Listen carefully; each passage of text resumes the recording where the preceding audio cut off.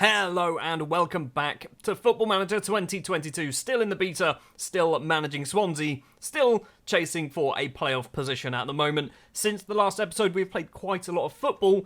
We've also got our youth intake, or a youth intake preview, so we'll just jump back to past Stuart to talk about that. Way back in December, we got our youth intake preview through, and it's obviously changed quite a lot, and apparently this is an excellent intake. We have got A quality goalkeepers, A quality wingers, A quality strikers, A quality wingbacks, B quality central midfielders, and then the rest is absolutely garbage. But we could have essentially probably championship standard goalkeepers, wingers, strikers, and wingbacks coming through this youth intake. That's pretty good. But that isn't the only good bit of news that we've got when it comes to players joining the club. It is the 1st of January, the transfer window is open, and we have brought ourselves a brand new goalkeeper, and a returning face has headed back down to South Wales. First up, joining the club is Sam Johnstone from West Bromwich Albion. He is out of contract at the end of the season, and I just was interested to see whether I could buy him, and we did, and we've probably overpaid for him. He's cost us £2.6 million for the 28-year-old England international, I'd like to point out. He is better than Stephen Bender as well. He is yet to obviously make his debut because he has only just turned up at the club today. It is the 1st of January, it is 3 o'clock, and we are going to be playing our first match of the new year, I guess, against Fulham in just a minute, but we've got one more player to mention.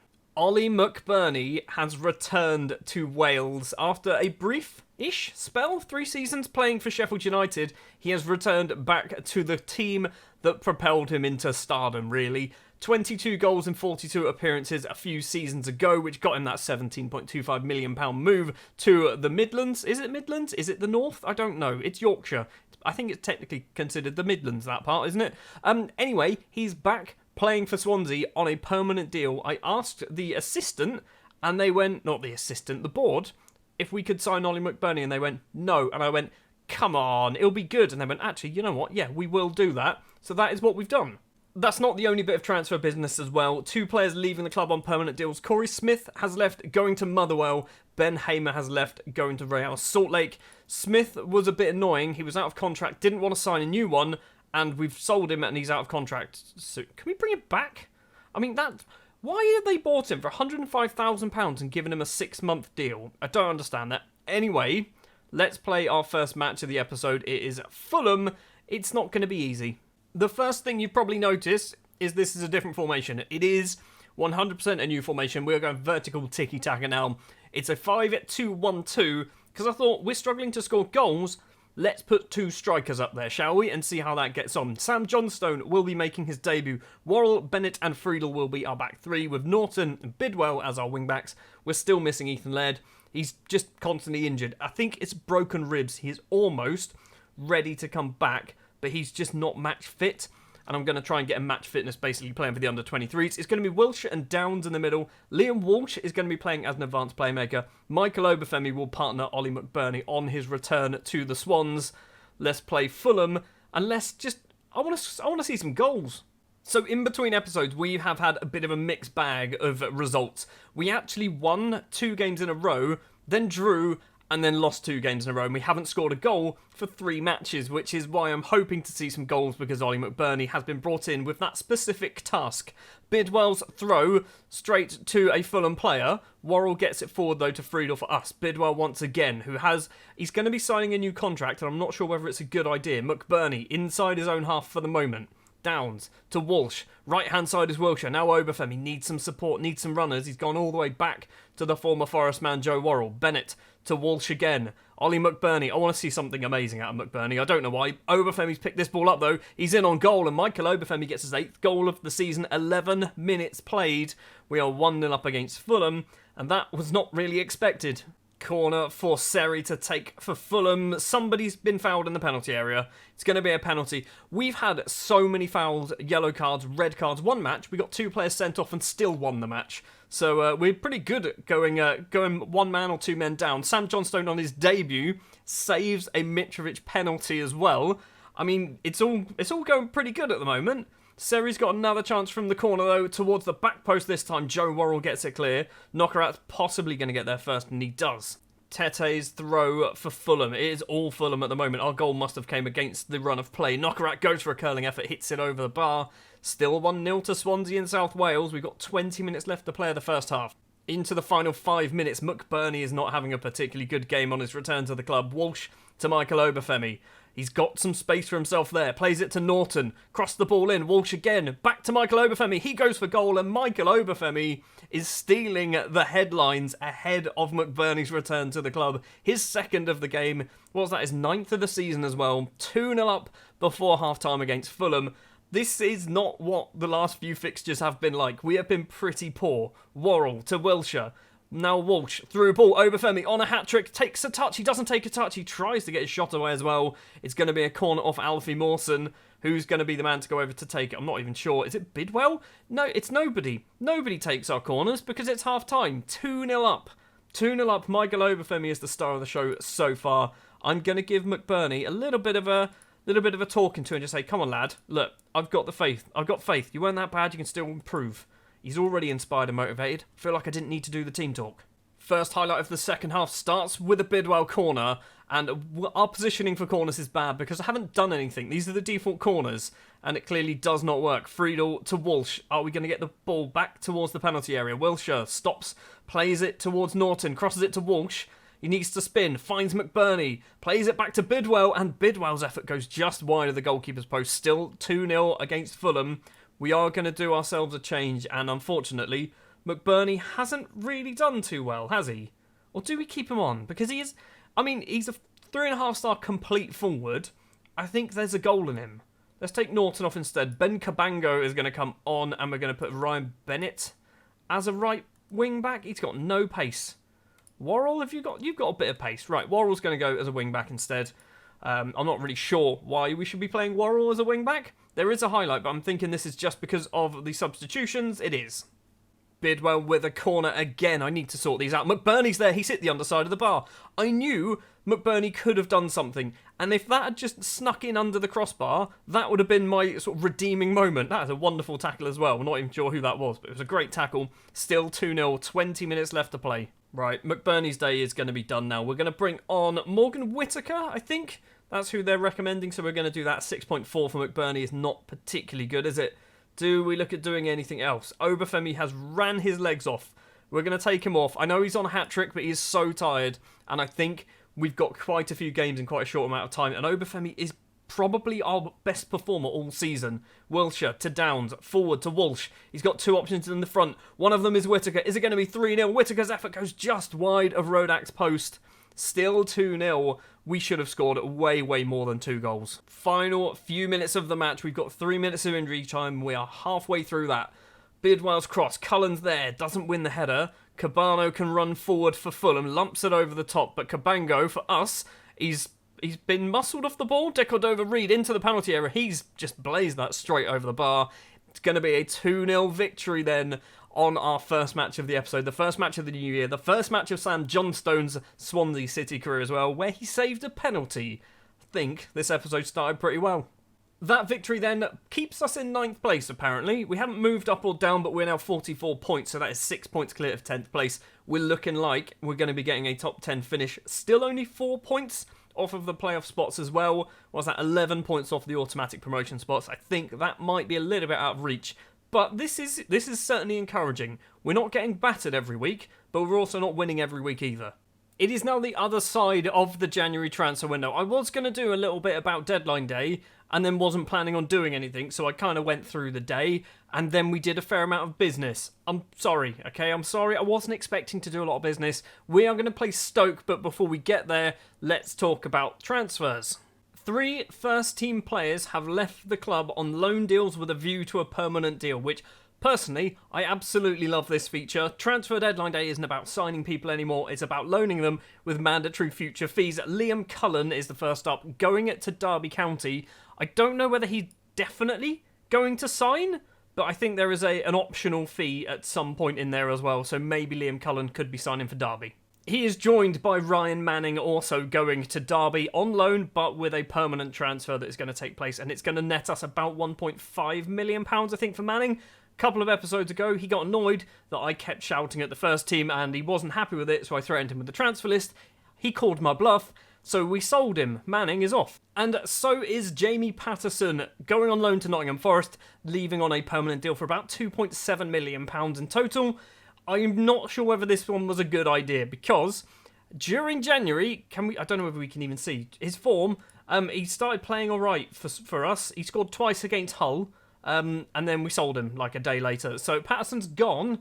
Might have been a mistake. 3 players joining the club, all on loan deals. Juan Cruz is the first one to join, a 29-year-old Spanish left-back signing from Atletico Pamplona, which is, who are they? What team are they? I don't know. I'm not quite sure. But he has joined on a loan deal until the end of the season. Then he'll be making a permanent switch for £300,000, something like that, maybe 325. But yes, Juan Cruz, go away. There we go. Juan Cruz has joined because we needed another left back. Obviously, getting rid of Manning, Cruz should hopefully be able to do the job. Will Smallbone has joined on loan from Southampton. This one, I think, could be quite important for us. Obviously, until the end of the season, there is no deal to buy Smallbone at the end of this. It's just a straight-up loan deal. Smallbone's already played once for us and scored a goal, so there is hope that the Irishman can do some business playing for us and ideally get a few goals and assists to his name as well. And finally, we made a mistake. Micah Hamilton has joined on loan from Manchester City because I thought he was somebody else. I thought he was Cole Palmer. I was looking at Cole Palmer and I went, there's a Manchester City player, midfielder, who we need to get on loan. So I thought, it's this one, isn't it? It's Micah Hamilton, and it's not, it's Cole Palmer. We've got Micah Hamilton on loan for a season. He's never going to play for us. When you actually look at his numbers in isolation, maybe he's not too bad. As an advanced playmaker, he's got numbers in all the right places, apart from teamwork and vision. Everything else, actually, it's not terrible. He's not...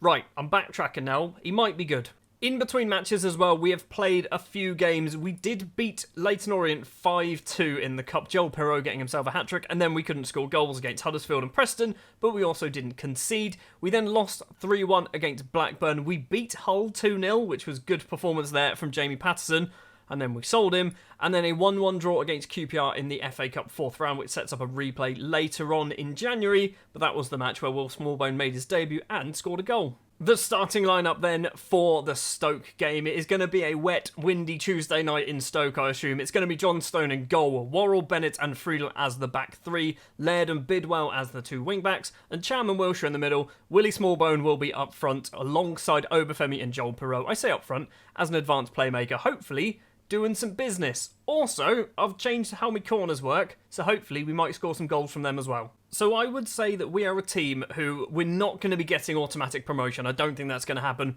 But we are certainly a team who could challenge, given a decent run of results. The problem is, we win, we lose, we draw, we lose, we win. That's kind of the pattern that we seem to have at the moment. We're currently sat 9th, 49 points, so only 4 points off of Barnsley, who are in that final playoff spot. Still got a few months left of football to go, so it's not out of the question that playoff football could be happening for us. In order for it to happen, we do need some highlights to go on here. Obafemi and Sam Johnstone are actually on 7.0 ratings, but we're not seeing them do anything. Bidwell's throw to the Dutchman Joel Pirot. Turns around and goes backwards all the way to the Austrian Friedel, playing as one of our 3 defenders. Is he going to go long? Doesn't go long. Goes to Wilshere instead. Back to Friedel. You can see number 7, Will Smallbone, running around in the middle of the pitch as well. Pirot stops and plays it backwards behind him to Wilshere. Smallbone now on the ball. Forward to Michael Obafemi. Must be best friends, both formerly of Southampton. It's back to Joe Worrell, to Wilshere. We're passing it. This is good. We are playing tiki-taka. This is what we're expecting to see. Bidwell, can he make some space on the left? Gone back again. Lovely. It's a very long passing highlight, which could be good, could be bad, because it could mean a misplaced pass from us, which means there it is. It's Will Smallbone straight to Surridge, and now Tom Ince down that left-hand side, and Stoke are going to have themselves a chance on goal if they manage to get the ball in, and they do. Simmer heads over the bar. 25 minutes played. We had all of the possession and no penetration. It's a goal kick. Bennett back to Worrell. On the right, down the right-hand side. You've got Ethan Laird there. Does use Ethan Laird. I'm not going to loan him for another season because he's injured every other month. Michael Obafemi passes straight to Josh Tymon. It's honey, you said Paul Ince. It's not. It's Tom Ince. And Simmer's there. Abdullah Simmer makes it 1-0 to Stoke. And, yeah, we're passing it well. We're just not doing anything once we get the ball near their penalty area. Fully aware that I just said we're passing it well, even though their goal and their last chance as well came from a misplaced pass. Obafemi back to Ethan Laird. He's going to go down that right-hand side. Obafemi's carrying on his run. Back to Smallbone. Why is Laird not carrying on his run down the right-hand side? Why did he not bother with that? Gets it again. Is he going to try and run past his man? He does, and then he's probably going to pass it backwards. Laird with the ball. Cross it in. Or lose it. Lose it to Joe Allen. Keeps hold of it. What are you doing, Ethan? Now Oliver and Sham across to Wilshere. Faced away from goal. Curling effort from Wilshere. And Jack Wilshere gets his second goal of the season for Swansea. We're back on level terms. And it takes something spectacular from the former Arsenal man to put us back on level terms. Laird's throw. Are we going to take the lead? Hopefully we can. Gets it back off the defender. It's Ncham across. It's not the best pass, and luckily for us, it's hit number 14 on the head. Bidwell, can he cross the ball in? Back to Wilshere. Back to Bidwell. Back to Wilshere. Back to Bidwell. Cross it. Somebody get the ball in. Wilshere again. These two must be best friends as well. And another misplaced pass. And then we lose the ball, and we don't close down. We don't put any pressure on. We have somehow managed to get the ball back. Obafemi's in on goal, and first time shot following the Joel Piroe pass, and it is 2-1 to Swansea City against Stoke. We have taken the lead. We're good. We're actually a good side. Just sometimes we seem to make stupid mistakes. That Obafemi goal then means that we go in at the half-time mark with a 1-goal advantage. I think we're doing well, but we can do better. I agree we can do better. Do we want... I mean, have we got anything going on here that means that we're taking too long? And, I mean, obviously we need to work the ball into the box. That kind of goes without saying. Do we want to be... let's up the tempo. Let's up the tempo a little bit. There's me changing the tactics like I know what I'm doing. In reality, upping the tempo is probably going to mean more misplaced passes, isn't it? Well, if it stays this way, we're going to go within 1 point of the playoffs. 31 games played, 52 points on the board if we win this match.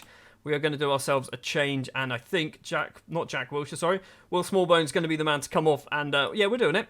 Mika Hamilton, I'm going to determine myself to prove that this was not a mistake, even though it definitely was a mistake. We're also going to take off Joel Piroe for McBurney. McBurney, since returning to Swansea, hasn't been very good. His average rating is probably about a 6.5 at the moment. Still not managed to score a goal. He's had a bit of an injury. He's not really starting too many games either. It's not ideal for his return to the club. I've just seen that Stoke have had 23 shots on target, and they've finally scored another goal. It's 2-2. It's not 2-2. It's been disallowed. They were all well offside. It's fine. It's fine. It's fine. We've got 5 minutes left to play. They've had 22 shots, 13 on target, and they are 2-1 down at the moment. I think we're going to have to try and shut up shop a little bit here. We're going to drop Obafemi back into defence. I mean, we're not. We're obviously going to sub him, but we're going to do that. We're going to bring on Reece Williams, and we should also... No, don't bring on Reece Williams. We've already played 5 defenders. Maybe that's what we go with. Obafemi on the right-hand side. Maybe, is that the option? Or, hold on, hear me out. There we go, that's what we do. 4 minutes left of the match to hold on. Sam Johnstone's on a 7.5 rating. Genuinely, when I signed him, I thought it was a mistake. Since turning up at Swansea, he has done absolutely brilliantly. We have got 3 minutes and 15 seconds of injury time to play, so we need to make sure that Stoke don't get themselves too many chances. Surridge heads down. Simmer was well offside, hits it well wide anyway. Still 2-1 to the Swans. And it remains 2-1 to Swansea City. That is a very good 3 points. That is a second victory in the episode. Both matches have been vital, in my opinion. Beating top of the table Fulham, beating Stoke as well when we are completely up against it. 6 very, very valuable points. And like I said earlier, I think we're now just 1 point away from an automatic playoff spot. A playoff spot, you know what I mean. So there is confirmation of the table. Obviously, it looks like a load of other teams are playing on Wednesday night. So West Brom, Blackpool, Forest. Actually, just West Brom and Blackpool have a chance to go back ahead of us in the table at the moment. But we are 1 point behind Barnsley, and that is our target right now. We need to be trying to get one of those playoff spots. Well, we're getting towards the end of the season in a way. Next episode, what we're going to do, we're probably going to come back somewhere in March, I think. We've obviously played Bournemouth on camera. We've played Blackpool on camera. That was one episode. So we might do Peterborough and Birmingham in the next episode. So there's going to be, 7 matches in between. An FA Cup round as well. So hopefully we can set up a 5th round tie against Wolves, which I don't really want. But, you know, if we can beat QPR, that'd be nice. Thank you very much for watching this episode. If you did enjoy, do please remember to leave a like. Hit the subscribe button if you're new to the channel and you're enjoying all my FM22 content. There is plenty more to come, by the way. And I will see you in the next one with Peterborough and Birmingham. Thanks for watching.